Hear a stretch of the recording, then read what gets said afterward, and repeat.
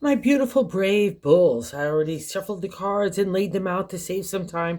I'm using a Celtic 10 card spread that allows me to look at past, present, and future influences for the week. And as always, I'll be teaching the tarot through each card. So you not only receive your message, but you start to grow your own intuitive relationship with the cards, because that's what this channel is all about, using tarot for our betterment and our benefit. And your benefit this week, my bull friends, including me as well, is time to put down the swords of defense and engaging and justifying your identity, your point of view, your intellect.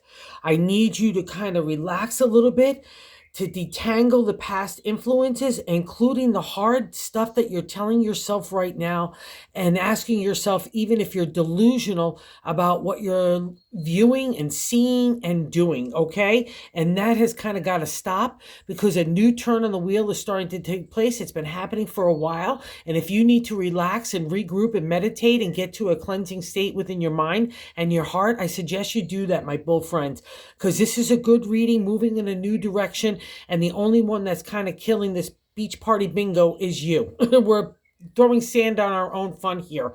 And let's get into why I'm saying that you need to be confident and believe in your wherewithal, believe in your identity, believe in the voice that's attached to the identity, believe in your intellect, your strategy and analytical thinking capabilities. You have really superior power in the area of thinking. People see you as breaking free in a new direction as well, breaking free from things that might even hold other people back. Bad habits, bad traditions, bad outlooks, all that kind of stuff. And you're moving in that new way and you're kind of grooving on it, but now you just kind of trip yourself up, I think, just from like spooky shadows. Okay, let's get into why I'm saying it. Okay, in the first card placement is the significator placement, and that first placement is the Six of Swords. The Six is a celebratory state in the area of tarot and numerology, and swords are, again, our thoughts, our intellect, our identity to the ancient tarot, giving voice to that identity, all being executed. And it's not easy. It doesn't feel celebratory at this state at all, even though it is. It's a first indicator that you need to put the swords down of that fight of justifying your point of view, your lifestyle, your work, your love. The whole kit and caboodle has been on the checklist for Taurus for a while now. There's been a lot of friction and conflict, emotional drama, emotional upset. That's represented here by those rough seas in tarot. See, but now we're going into calm waters because we mastered that. We worked really hard to have our identity coming up against that conflict. It allowed us to know who we are. It gave us a heavy dose of self-confidence and self-esteem. So don't trip yourself up or undermine your own authority or power in this area, okay? Because it is a celebratory state, and all you need to do is pat yourself on the back because you're going into safe harbor. And when a bull gets those little hooves on the sand, watch out, magic happens. And that's what's taking place now. We're starting to move in that new direction. We're starting to get our balance about us. And more importantly, God's giving us a chance to kind of get ourselves in check, right? Get ourselves a spiritual or a mental adjustment wherever we need that. That's what this week is all about for you. And what's so interesting here, I think this is why it's happening. A few things here. Okay, and the first card is that significator. The second card placement is the crossing card. What's not allowing you to kind of move on from the Six of Swords or even celebrate yourself, because if you were to look back 6 days ago, 6 months, or 6 years ago, you're not the same bull anymore. And all those kind of trials and tribulations has brought you to a new perspective, not only for yourself, but for others.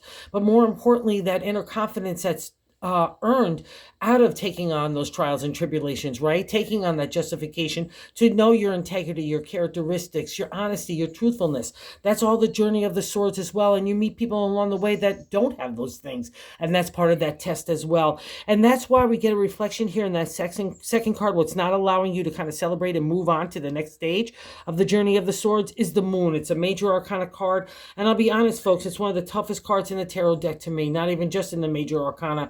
It brings you to your knees in some ways. Well, more you feel like you're drowning. The stars more bring you to your knees. The moon feels like you're walking underwater. It's really dark. You can't get your footing. You can't get your hand on anything. You can't even see anything. To me, she's all about scaring the living daylights out of you in that shadow land, that mystery land, that subconscious, that psychic ability. That's all the domain of the moon, right? And we get we feel like we're disconnected even from our intuition. That's how lost we feel. And that's a big deal for a Taurus, especially. But that's the purpose of the moon. I want to scare the living daylights out of you so you feel that confidence, having like a rebirth. That's the moon. She's the mama, right? I'm giving you new life out of all that tough stuff I had you go through. So you're not scared anymore. You've already encountered all those deep fears and anxieties. That's part of the moon's journey. We're even stirring up stuff from childhood and young stuff. It's just a big reflection of past anxieties and fears that get stirred up so we can face them and not be feared. And the moon doesn't give you any slack when she's working with you either. You're out there by yourself. She's kind of not really even giving you a dim light to kind of move forward. But that's the whole purpose of it. And it means that you've done it when it appears to me, even if in the crossing card. And maybe part of that upset because the moon deals with emotional energy as well, that water flow, right? She controls the tide. Sometimes I'm in and sometimes I'm out. And that's the journey of the swords. You're going to meet people in situations that are going to really not only pluck a nerve, but then some. And it's not an easy journey of the swords. It's not an easy journey of the moon. Neither one of these are small time marks, but it means that you've already done it. But now you're kind of looking over your shoulder. Are you going to have those kind of disputes? Are you going to have that kind of engagement, that conflict, that upset, which stirs on anxieties, fears, and doubts? It's like almost like having PTSD after you've already counted the moon. You're like, who? I often use with the Six of Swords like a boxer in the ring. It's like, who's next? But there's nobody in the ring with you. There's nobody in the Coliseum. There's nobody in the parking lot. Okay, my Taurus friends? So let's put down the boxing gloves. Let's put down the swords. Let's leave behind the moon. She's there as a congratulatory state for you. So let's not linger in like, oh my God, we're still in the moon area. No, she's in the crossing card. It means it's past reflection and we need to get busy moving on. And it's all about your identity attached to your intellect, the way that you want to live your life. And we get validation of this as well in the third card placement, the top of the matter in the 10-card spread. But I like to say God's way of helping us navigate the week. The Three of Swords, it's important card. 369 is celebratory states in numerology and tarot. But it's a really important card in the journey of ourselves, our identity, our intellect, all that kind of thought with the voice attached to it and the way that we want to express and communicate ourselves, learning that balance out. We might have a hard truth, but we're trying to be considerate and kind and deliver it with a soft tongue.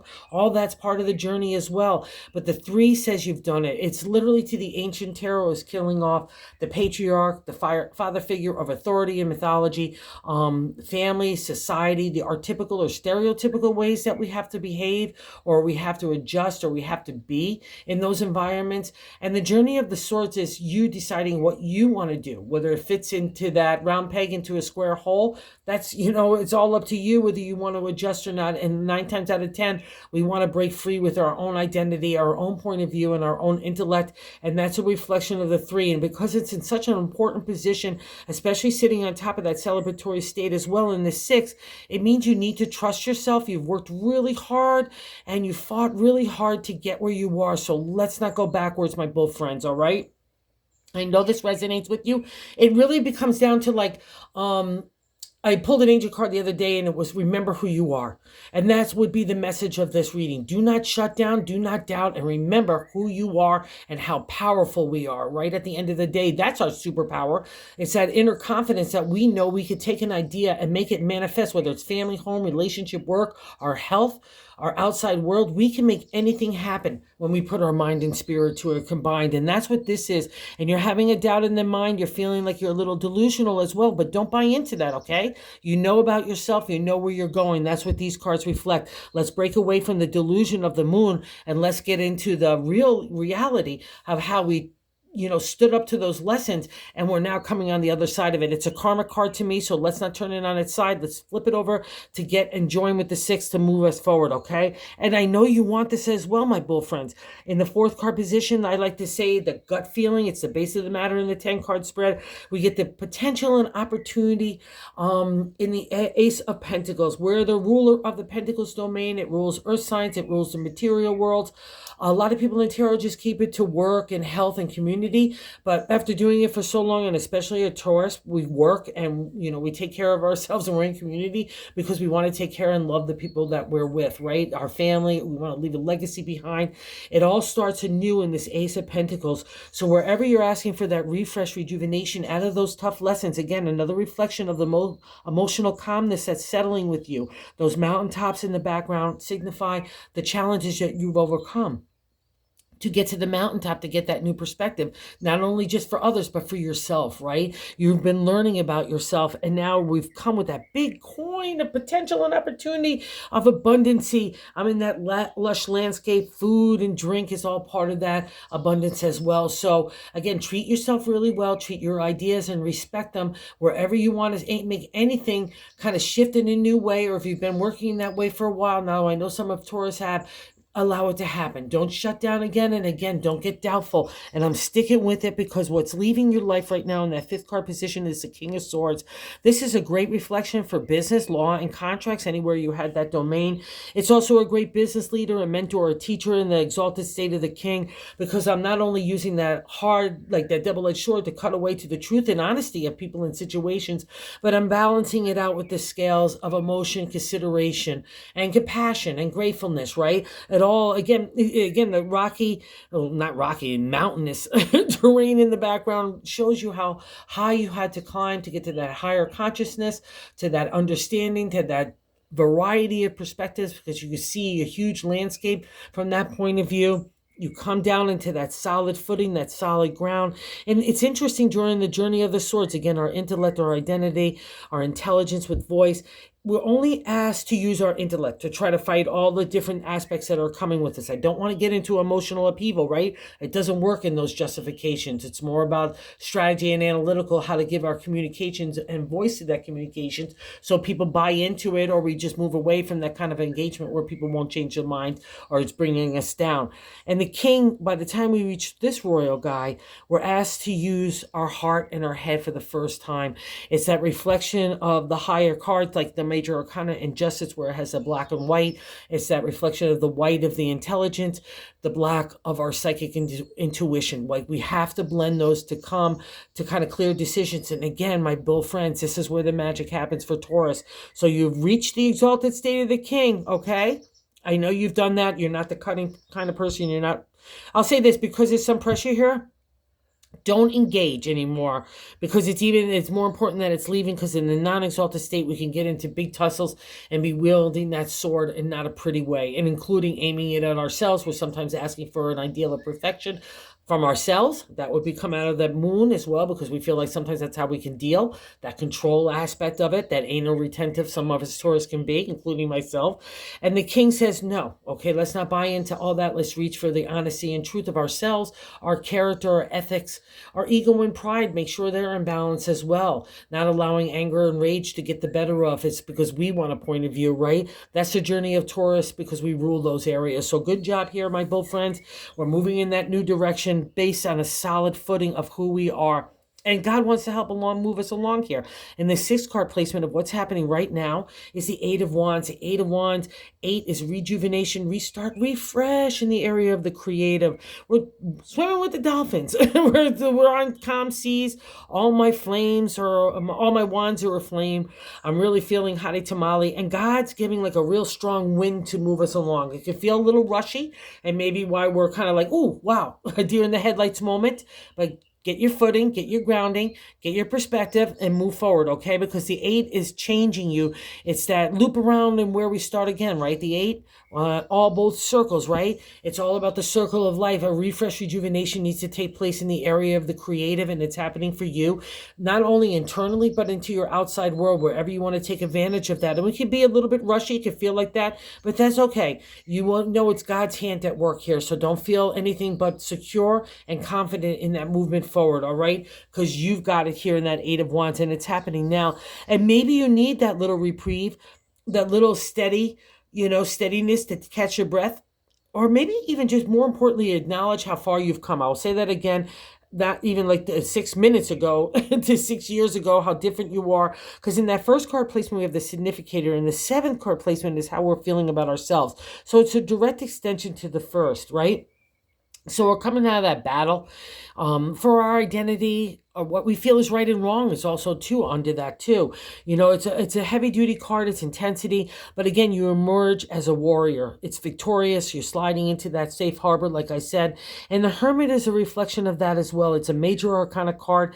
It's wanting to be a hermit, wanting to step away, get into that meditative state.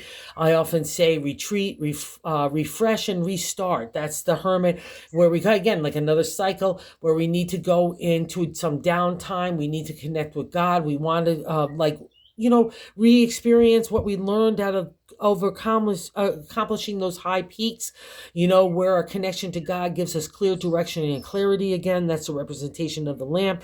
He cuts away the BS with that big sheath. He's got that special connection with God. You've got the Hierophant, the priest in the tarot, which is another major arcana card, and that's more traditional religion. To me, the Hermit is like a spiritual warrior on the front lines.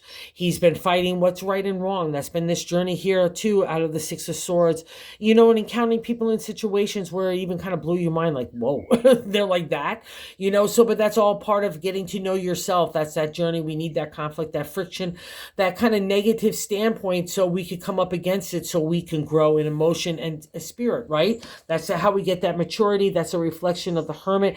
So in the Six of Swords is also, again, an acknowledgement state, but it's catching your breath. It's a platform state, what they say in numerology and tarot.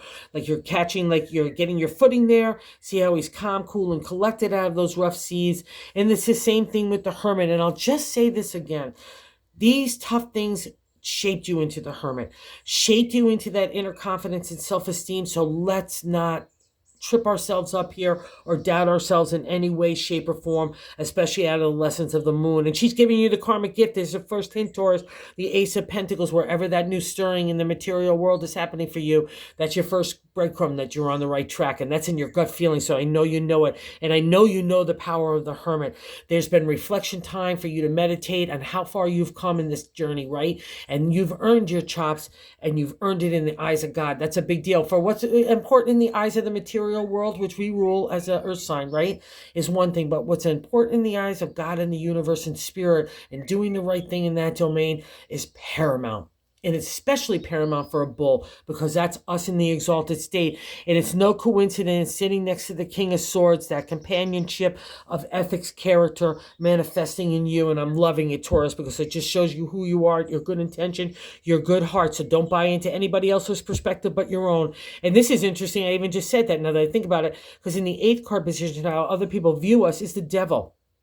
So we have the major arcana card here, and the devil is funky McGunky, because it means that we're bound to traditions, habits, addictions, old ways of thinking, old ways of doing stuff, that kind of perspective. But with all these swords and breaking that, literally that stranglehold of the stereotypical, archetypical way in that journey that we have to be, the devil would represent to me that you're breaking free in new ways. You're dancing to your own tune. That's the thing about the devil. It's meant to teach us that we need to break free of those kinds of things that leave us stagnant, even in a rut. Even a rut becomes comfortable sometimes. But these all indicate that you're moving in a new direction. And the devil says, don't let anyone hold you back. Don't let old chains or old habits or old people trying to come and hold you to those chains, right? It could be relationships and situations, dead-end jobs, whatever the case may be, but people look at you as breaking free, and that maybe even makes them look at you as devilish, that carefree attitude. But that's a perfect for the bull. We have horns as well. We have hooves as well. We're easily comfortable in our animal primal instincts. We could live in conjunction with that. We could let it be free. We could be who we are. That's our superpower as well. I know I'm talking to the bulls that understand this.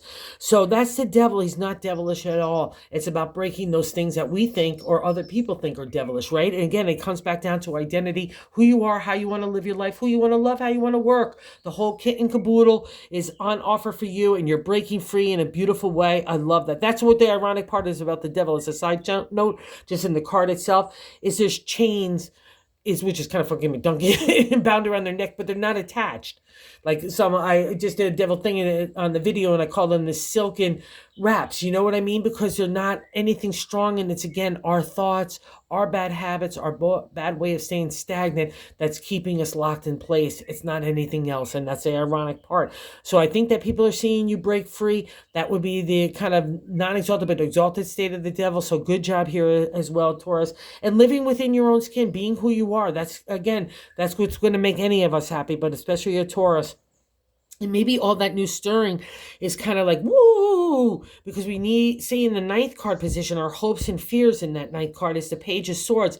And that's kind of the upsurge, opportunity, potential in the page, in like woo energy of the swords of our thoughts. I like to say sometimes like thoughts on thoughts along with the night. It's like it be stirring up. To me, it's God in the universe stirring up your brain and your intellect in a way after the journey of this, where we can be shutting down a little bit. We want to take that reprieve. We need to take that breath. But the mindset is saying, what are we going to do with this new identity? How are we going to exercise it? Where do we want to go? What do we want to go on this new adventure? What's going to bring us happiness? What's going to bring us love?